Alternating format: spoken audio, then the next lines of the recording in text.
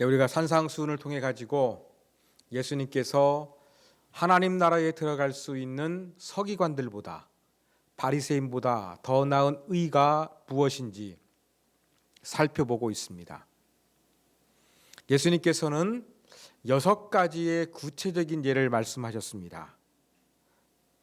살인에 대하여, 간음에 대하여, 이혼에 대하여, 맹세에 대하여, 동용 복수에 대하여, 이웃과 원수 사랑에 대한 이 6가지 실제 예를 이렇게 좀 극명하게 대조하시면서 말씀을 하셨습니다. 또 지난 시간에 제가 6가지 모든 것은 인간들 사이에서 이루어지는 수평적인 것들을 말씀하시면서 우리가 하나님 나라에 들어가기 위해서 어떤 하나님을 향한 신앙뿐만 아니라 우리 인간들 사이에서 행동이 얼마나 중요한지를 제가 말씀을 드렸습니다. 이제 6장에서도 이와 비슷한 말씀이 이어지는데 이제는 수직적인 하나님과의 관계 속에서 우리가 바리새인들보다 서기관들보다 어떻게 더 나아야 할 것인지 여기에 대해서 예수님께서 말씀을 하십니다. 여러분 혹시 여자의 가방을 본 적 있으십니까? 저도 집에서 이렇게 찾다 보면은 제 아내의 가방을 그렇게 허락을 맡아가지고 그렇게 들여다보게 되는 경우가 있습니다. 여러분 여자의 가방에 대해서 그래도 이 호기심을 가지고 있는 사람이 있었습니다. 프랑스의 사회학자 장 클로드 카프만이라는 사람은 18개월 동안 75명의 여자를 인터뷰해서 가방에 관한 이야기를 들었습니다. 그 책에 보면 여자들의 가방에는 사랑, 욕망, 불안, 열정 이러한 삶의 모든 것이 들어있었고 이러한 이야기를 재미있게 한 권의 책으로 여자의 가방이란 제목으로 출판을 했습니다. 지금 보니까 절판되었더라고요.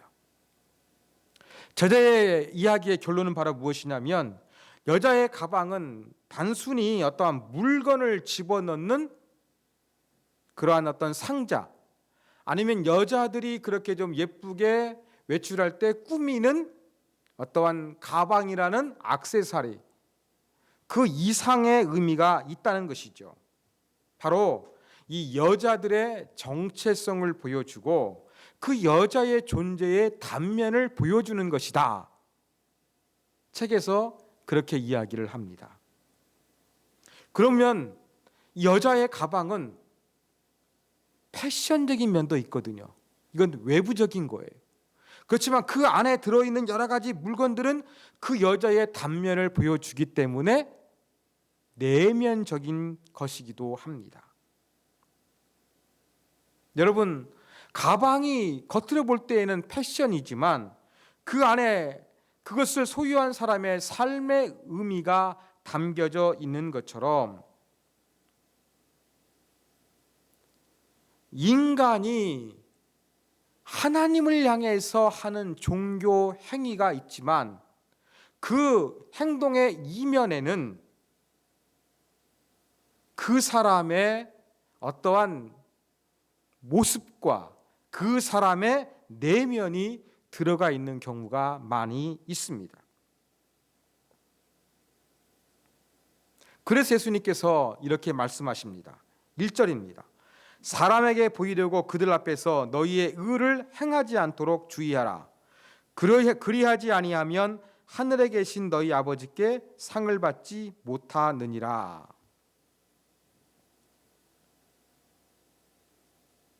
뭔가 사람에게 보여주려는 그 행동을 조심하라고 이야기합니다.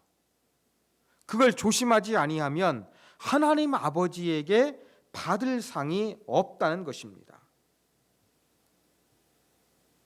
쉽게 말해서 예수님의 말씀은 어떤 우리가 종교적인 경건을 추구하는 행동들이 자기 자신을 과시하는 것이 되지 않도록 조심하라는 것입니다. 내 자신이 얼마나 뛰어나고 얼마나 좋은 신앙을 가진 사람인가 내세우는 행동을 하지 말라는 것입니다. 어둠 속에서 빛이 드러납니다. 언젠가 우리의 행동이 하나님 앞에서 다 드러나게 될 것인데, 그것이 드러나게 될 때에 나를 위한 것이 아니라 오직 하나님을 위한 아름다운 것이 드러날 수 있도록 우리는 우리가 행하는 종교 행위를 살펴봐야 할 것입니다. 여러분, 신앙생활에서 정말로 중요한 것이다, 여러분 느끼는 것은 무엇입니까? 하나님과의 관계 속에서 이 바른 신앙, 깊은 신앙을 위해서는 이것은 꼭 중요하고 이것을 잘해야 된다. 여러분이 그러한 리스트를 작성하시게 된다고 한다면 거기에 무엇을 기록해 놓으시겠습니까? 여러분, 유대인들은 그 리스트에 3가지를 기록해 넣습니다. 첫 번째는 구제, 두 번째는 기도, 세 번째는 금식입니다.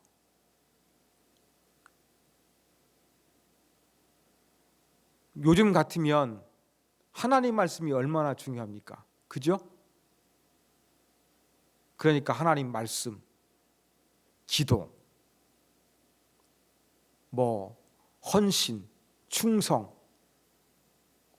이런 것도 가능하겠습니다만, 유대인들이 하나님과의 관계 속에서 정말로 잘해야 된다, 중요하게 여겼던 3가지는 구제와 기도와 금식이었습니다.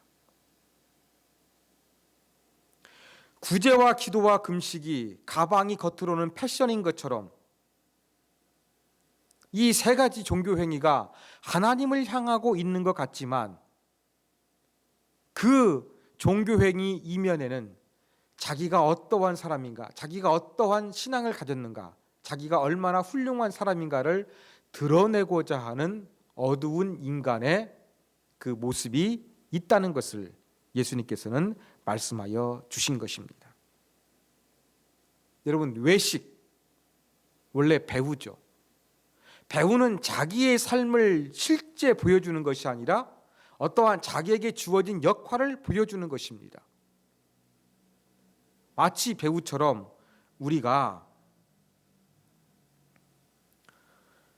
자기의 실제 생활을 보여주는 것이 아니라 연극하는 사람처럼 사람들에게 의도적으로 어떠한 자기의 좋은 몸만을 보여주려고 노력하는 것, 이것이 바로 배우가 하는 연극. 더 성경적으로 표현하고 예수님 말씀을 인용하면 이것이 바로 외식이 되는 것입니다. 자, 외식이 되기 쉬웠던 종교행위 중에서 오늘은 구제에 대해서 한번 살펴보고자 합니다. 자, 2절 보면 이러한 말씀이 있습니다. 그러므로 너희가 구제할 때에 외식하는 자가 사람에게서 영광을 받으려고 회당과 거리에서 하는 것 같이 너희 앞에 나팔을 불지 말라, 이렇게 말씀하셨습니다. 자, 구제할 때 외식, 아까 말씀을 드렸죠? 연극을 한다는 거예요. 연극을 어디서 합니까? 회당과 거리에서. 무엇을 하면서요? 나팔을 불면서 하고 있는 것을 예수님 말씀하셨습니다. 아니, 무슨 구제를 회당과 거리에서 또 나팔을 불면서 했을까? 우리가 그냥 쉽게 이해하기는 어렵습니다. 그래서 조금 유대인들의 문화를 좀 알 필요성이 있습니다. 이 말씀을 조금 우리가 이해하기 쉽게 비유를 하면은, 여러분 구세군들이 하고 있는 자선 낭비를 생각하시면 될 것 같습니다. 자, 연말이 되면 추운 불이웃을 돕기 위해 가지고 자선 낭비에 이제 모금을 하라고 이 종을 딸랑딸랑 치게 됩니다. 바로 유대인들도 가난한 사람들을 돕기 위해서 나팔을 불었던 관습이 있었습니다. 나팔을 왜 불겠습니까?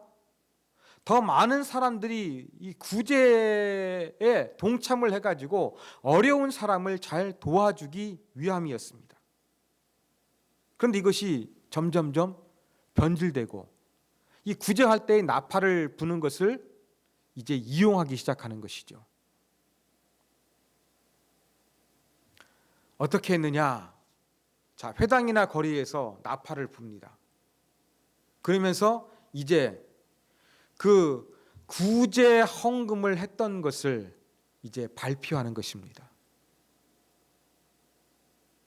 조금 더 쉽게 말씀을 드릴까요? 저 일산에 가면 호수공원 있잖아요. 거기에 가가지고 이제 나팔을 쫙 불면서 어떻게 합니까? 여러분, 하나님을 잘 섬기는 아무개께서 구제헌금으로 1천만 원을 내놓으셨습니다. 사람들 듣는 어우, 어려운 게 큰 돈을 정말 착하신 분이네. 박수 착착착 이렇게 치게 되겠죠. 바로 회당과 거리에서 나팔을 분다는 것은 이러한 의미가 담기게 된 것입니다. 그리고 유대인들은 이 구제금을 이렇게 모아서 이렇게 거두게 되면은 공개적으로 누가 얼마나 구제금을 냈는지 이것을 발표했습니다. 그리고 그 많이 구제 헌금을 했던 사람들을 어떤 집회가 열리게 되었을 때 그 사람을 많이 헌금한 사람에 따라 가지고 더 중요한 VIP 좌석에 앉게 했습니다.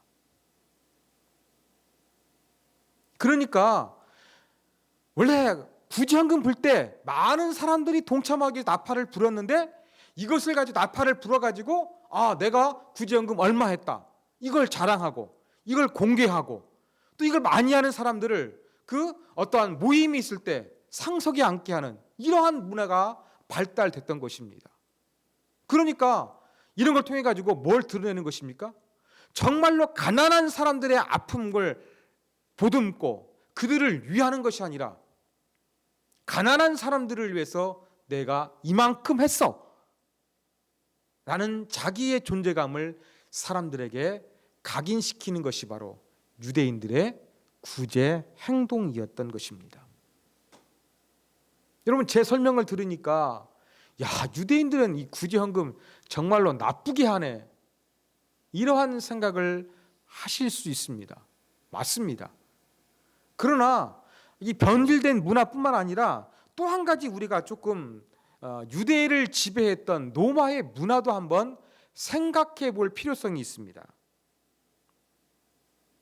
여러분, 당시 이 그리스 로마 문화에서는 약한 자, 가난한 자를 도와야 한다는 그러한 의식은 거의 없었습니다. 그리고 그리스 문헌이나 로마 문헌에 보면 이 구걸하는 자, 거지에 대한 언급이 거의 없습니다. 그런데 이 당시에는 어떤 게 존재했냐면 가난한 사람과 좀 넉넉한 사람이 이렇게 후견인과 피후견인으로 연결되는 거예요. 그러니까 후원을 받고 있는 사람, 후원을 하는 사람이 이렇게 연결되어 있었습니다. 그러니까 굳이 헌금을 모아가지고 모르는 사람에게 이렇게 주는 것이 아니라 그리스 로마의 문화는 가난한 사람과 좀 잘 사는 사람이 이렇게 후원자와 후원을 받는 사람으로서 관계를 맺어가지고 도왔던 관습이 있었습니다. 그런데 도움 받는 사람은 어떻겠습니까? 이것은 조금 상호성이 있어야 되지 않겠습니까? 그러니까 이 좀 많이 후원하는 사람은 법적으로 좀 보상을 받고 또 많이 도와준 사람에게는 명예를 높이는 행동들, 뭐 비석을 세워준다거나 뭐 좀 그 사람의 행동을 치하하는 의식을 행한다거나 좀 이런 부분들이 있었습니다. 도움 받는 사람들은 이렇게 뭐 이제 자기가 도움받고 있는 사람이 법정에 서게 되면 거기에 참석을 해가지고 재판이 자기에게 도움 주고 있는 사람에게 유리하게 전개될 수 있도록 시끄럽게 떠들기도 하고 돕기도 하고, 막 이제 여행할 때에 뭐 진흙탕을 갈 때 보면은 뭐 그의 안락 의자를 들여주기도 하고. 그러니까 이 그리스 로마 사회에서 도움을 주는 자와 도움을 받는 자는 나름대로 조금 악어와 악어새처럼 공생하는 부분이 있었던 거예요.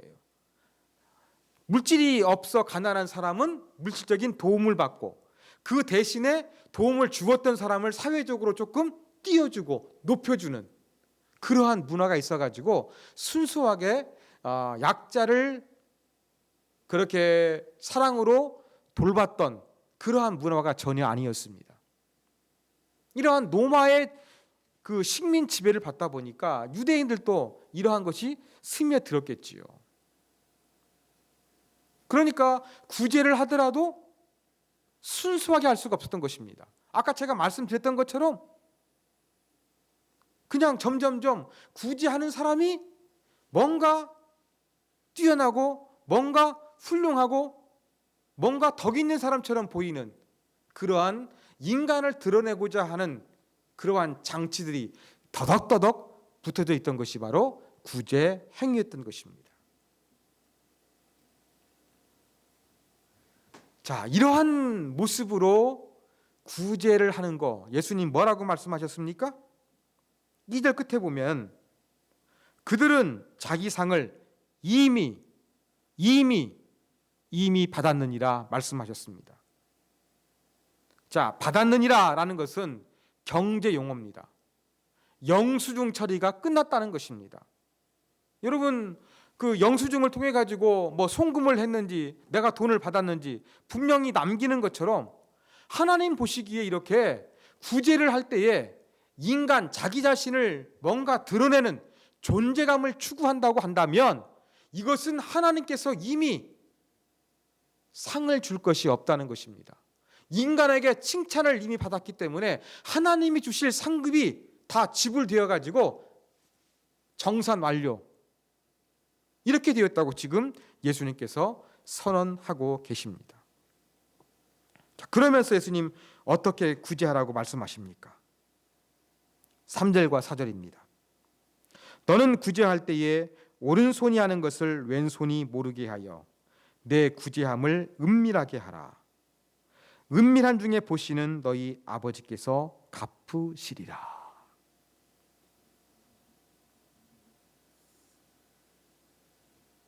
예수님께서는 그 당시에 그 기부 문화, 또 그리스 로마의 후견인과 피후견인의 관계, 이러한 문화를 뛰어넘는 은밀한 구제를 하라, 이렇게 예수님 말씀하셨습니다. 그런데 예수님의 표현 가운데 정말 재미있는 표현이 있습니다. 오른손이 하는 것을 왼손이 모르게 하랍니다. 제가 지금 오른손을 움직이고 있는데 왼손이 모를까요? 우리는 좌우가 있지 않습니까? 대칭이 있지 않습니까? 그러니까 조금 오른손 왼손 오른손 왼손 이렇게 반복하기가 쉬운데 예수님께서는 이 구제를 오른손이 하는 것을 왼손이 모르는 것처럼 그렇게 아주 은밀하게 행하라, 그렇게 말씀하여 주신 것입니다. 예수님의 핵심 의도가 무엇이겠습니까? 구제라는 행위, 남을 돕고자 하는 행위를 할 때에는 돕는 사람의 어떠한 그 무엇인가를 드러내려고 하지 말고 정말로 그 사람을 위해서 도와주는데 집중하고 내 자신은 드러내지 말라. 이게 바로 예수님의 말씀입니다. 제가 사역했던 교회에서 이렇게 좀 장로님이 저한테 가끔씩 말씀하시는 것이 있었습니다. 특히 명절 때가 되면 많이 심했는데 명절이 되면 그래도 교육자들 조금 이렇게 챙겨주시는 분들 계시잖아요. 챙겨주시는데 또 그 장로님이 이렇게 슈퍼를 운행하셨어요. 그러니까 교인들이 그 장로님의 슈퍼에서 사가지고 또 직접 주기에는 조금 그러한 부분도 있으니까 그 장로님을 통해서 이제 전달해 주십니다. 그런데 장로님이 그걸 주시면서 하시는 말씀이, 목사님 꼭 고맙다고 하십시오. 제가 그렇게 목회자들에게 드리다 보면은 성도들이 고맙다는 말 안 해가지고 서운해하십니다. 그런 얘기를 들었습니다. 맞지요. 당연히 고맙다고 해야 되겠지요. 그렇지만 우리가 조금 더 순수한 마음으로, 오늘 말씀을 생각하면서 순수한 마음으로 우리가 뭔가 그 사랑을 표현하는 거, 뭐 교역자가 됐든지 간에 뭐 구제를 대상이 됐든지 간에 뭔가 우리가 그 마음을 표현해서 어떠한 사람에게 도움을 주고 또 사랑의 마음, 존경의 마음을 표현하고자 할 때에는 어떻게 하는 게 좋겠습니까? 그냥 그 사람이 감사하다고 하던 아니면 그냥 모른 체 하건 아무런 반응이 없건 그냥 잊어버리는 것도 좋은 것 같습니다. 왜요? 하나님 앞에서 가난한 사람이 되었건 아니면 주님의 그러한 복음을 위해서 애쓰는 사람이 됐든지 간에 그 수고함에 대해서 내가 어떠한 사랑의 표현했으면 그냥 그것으로 끝이 나지, 꼭 그것을 통해 가지고 뭔가 그렇게 감사하다는 이야기, 어쩌면 그 안에는 우리 안에 그렇게 내가 이만큼 했다는 것을 알아달라는 그 욕구가 숨어 있는지도 모르겠습니다. 그런 거 없이 더욱더 우리가 순수한 마음으로 그냥 좋은 일 하면 잊어버리는 것이 예수님의 가르치신 진리요, 이것이 바로 하나님 앞에 아름다운 행동이라고 생각이 됩니다. 자, 오른손이 하는 것을 왼손이 모르게 하라. 이건 잊어버리라는 것이죠. 또 제가 예화를 통해서 말씀을 드렸습니다. 또 한 가지 의미가 있겠습니다. 어떠한 의미가 있겠습니까? 여러분, 그냥 특별히 칭찬받을 만한 선행이라고 생각하지 않는 것입니다.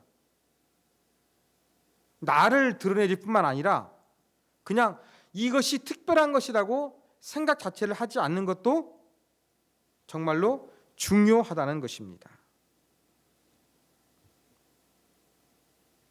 우리는 이 구제를 하다 보면 조금 수직적인 관계가 이루어지기 쉽습니다.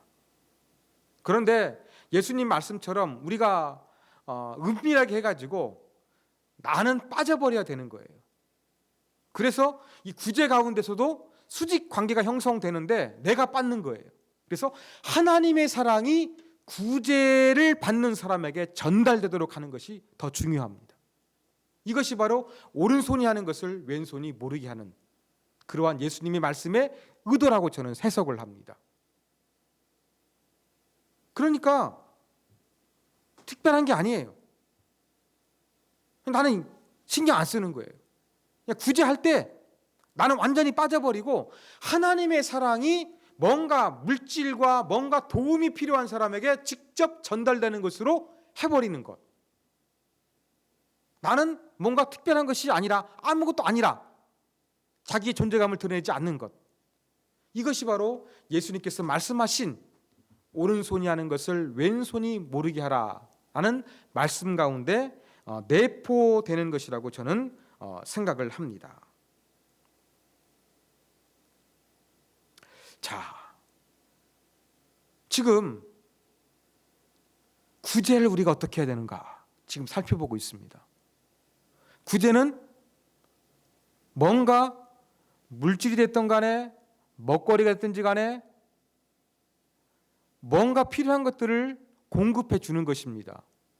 이것은 인간들 사이에서 이루어지는 것이지요. 그죠? 그런데 지금 유대인들은 이 구제를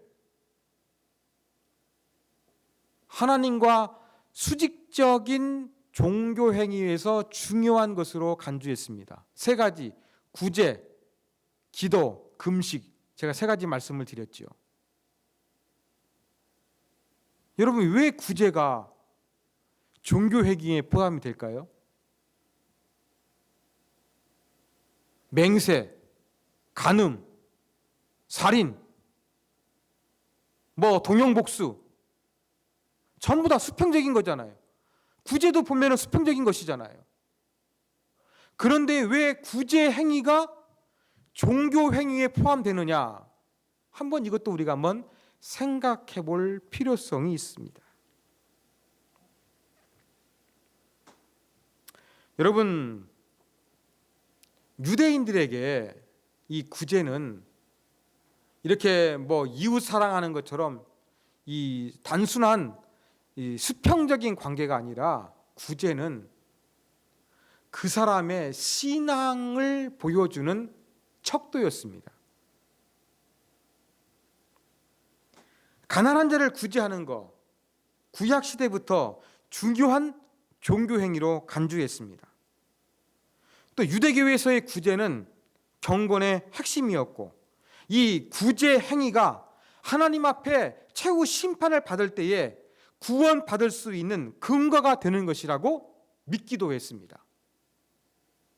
유대 문화에서는 구제할 때 보상을 기대하면 안 된다, 이렇게 가르쳤지만 마지막 최후 심판에서는 하나님께서 보상해 주는 것을 믿고 있었거든요. 그러니까 구제는 인간들 사이에서 이루어지는 것인데, 그것이 마지막 순간에 하나님 앞에 절대적인 영향을 받는 것이고, 또 유대교회에서 중요하게 여겼기 때문에 이것은 단순한 어떠한 그 구제는 인간들 사이에서의 행동이 아니라 구제는 하나님께 보여주는, 신앙을 보여주는 중요한 행동으로 간주가 되었습니다. 그래서 유대인들은 이 구제를 하나님과의 관계 속에서 반드시 잘해야 되는 핵심적인 요소로 인식을 했던 것입니다. 이러한 구제, 이 구제 완전히 은밀하게 하라, 이것이 바로 예수님의 가르침이라는 사실을 우리가 분명히 기억해야 되겠습니다.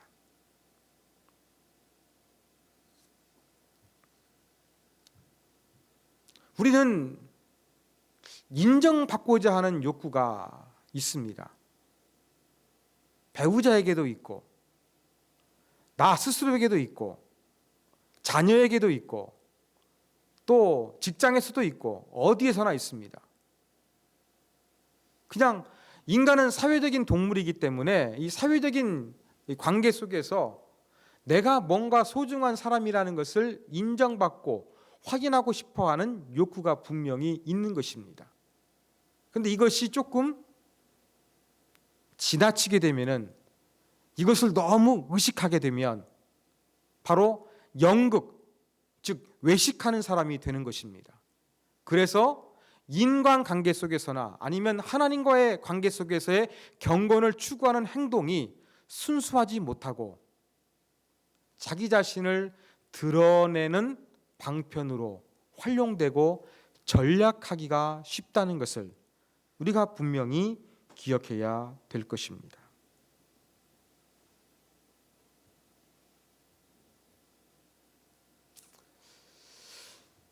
우리는 이 구제할 때 은밀하게 해야 됩니다. 우리 보도에 보면 전주에 그 어떤 분이 그 연말인가 연초인가 되면은 꼭 그렇게 얼마 금액을 이렇게 놓고 가시는 분이 그 때가 되면은 회자되는 그런 분이 있습니다. 이름을 밝히지 않은 어떠한 분께서 올해도 몇 천만 원 그렇게 이웃을 위해 써달라 이렇게 기부하셨다. 그분이 신분이 드러나지 않게 그렇게 하잖아요. 바로 이러한 모습이 우리 안에 있어야 됩니다.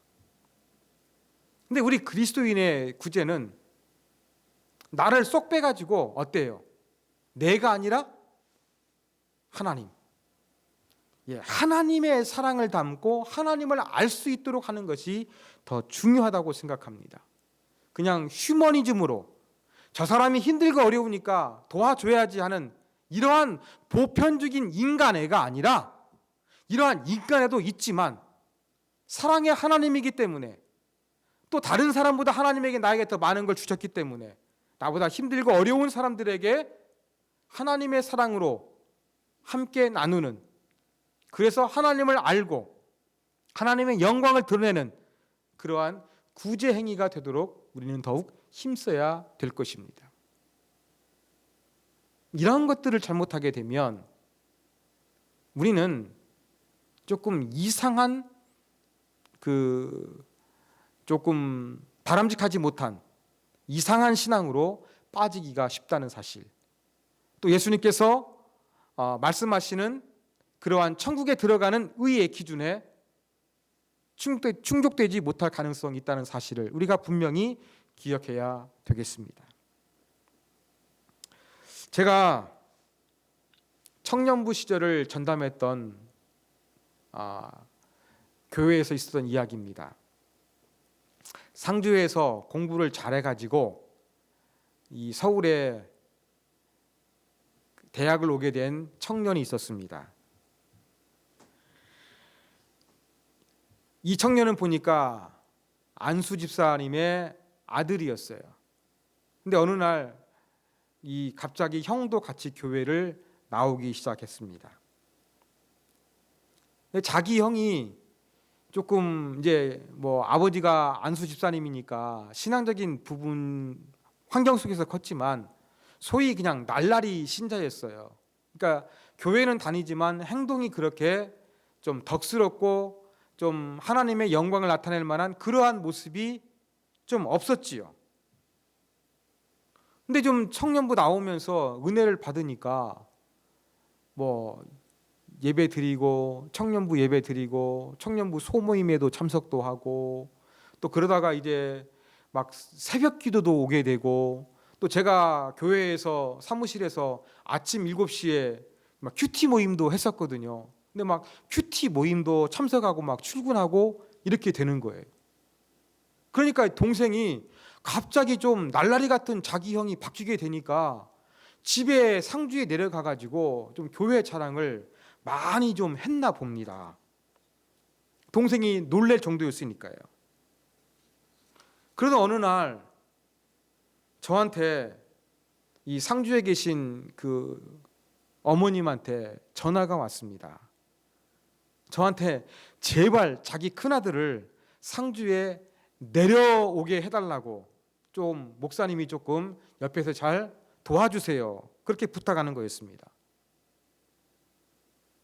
이 통화를 통해서 알게 된 것은 이 형제가 삼촌과 샤시를 하다가 그만두게 되었는데 형편에 맞지 않게 이 월세방을 한 층을 다 얻어가지고 쓰고 있는 거예요. 그 일을 그만둬 버리니까 수입이 없으니까 좀 상주에 계신 부모님이 그렇게 경제적으로 윤택하지가 않은데 어머니에게 돈을 달라고 했던 것입니다. 그러니까 빨리 정리하고 내려오게 좀 목사님 도와주세요. 저한테 요청을 했던 것이지요. 그러면서 이 형제가 했던 모든 것들이 거짓임을 좀 알게 되었습니다. 자기는 부산대를 졸업했다고 했는데 전문대를 졸업했고 샤시 일을 했는데 건축사무소에 다닌다고 그렇게 이야기를 했고 차도 끌고 다녔는데 삼촌의 차였는데 자기 차였던 것처럼 그렇게 행세를 했던 것입니다. 그 어머니께서 저한테 전화를 하신 것을 이야기를 하셨는지 자기 정체를 이제 알게 되니까 그 다음부터 교회 안 나오는 거예요. 나중에 알고 보니까 그 형제가 저희 청년들한테 돈을 빌려가지고 그렇게 갚지 않는 금액이 크지 않았습니다만 그런 일도 있었습니다. 제가 뭘 말씀드리려고 이야기했을까요? 이 형제가 동생이 놀랄 정도로 날라리 신자였는데 새벽 기도 올 정도로 큐티 모임까지 참석할 정도로 분명히 은혜는 받았어요. 분명히 은혜는 받았어요. 은혜는 받았지만 그 은혜보다 그를 붙잡고 있는 것은 무엇이었습니까? 자기 체면. 사람들이 자기를 어떠한 존재로 봐줄까 하는 그러한 자기 존재감이 더 신앙보다 컸던 것입니다. 그래서 그것을 감추려고 저희들을 다 속였던 것입니다. 제가 이 말씀 드린 이유가 무엇이겠습니까? 우리 안에 뭔가 사람들에게 이렇게 인정받으려고 하는 그 욕구가 있는데 이 욕구를 잘 다스리지 못하면 이 형제처럼 하나님의 은혜가 들어가더라도 하나님의 성령이 역사하시더라도 이것은 잘못된 방향으로 끝나기가 쉽다는 것을 우리가 분명히 기억해야 되겠습니다. 하나님의 은혜를 받더라도 아름다운 하나님의 은혜, 성령의 충만함이 온전히 나타나기 위해서는 어떻게 해야 되겠습니까? 내 자아가 죽어야 됩니다. 내 자신을 드러내고자 하는 것, 내 자신이 인정받고자 하는 그 욕구, 이런 부분들을 다 제거해야 하는 것입니다. 구제뿐만 아니라 많은 부분에서 우리에게는 이렇게 우리의 존재, 우리를 자꾸 드러내려고 하는 그 욕망과 그 마음을 우리는 내려놓는 것이 정말로 중요하다는 것을 오늘 말씀을 통해서 우리를 새롭게 하기를 원합니다. 사랑하는 여러분, 우리 각자에는 자꾸 사람들 앞에서 무엇을 인정받고 싶은 욕구가 있는지 돌이켜봤으면 좋겠습니다. 욕구가 지나치게 되면 제가 말씀드렸던 그 청년처럼 자꾸 은혜는 받더라도 그 은혜가 물 빠진 독에 물을 붓는 것처럼 헛된 것이 되기 쉽다는 것을 기억하면서 하나님, 내 잘못된 욕구를 다 내려놓고 순수한 신앙으로 살아가게 하여 주시옵소서. 이렇게 말씀을 생각하면서 우리 기도하도록 하겠습니다. 기도하겠습니다.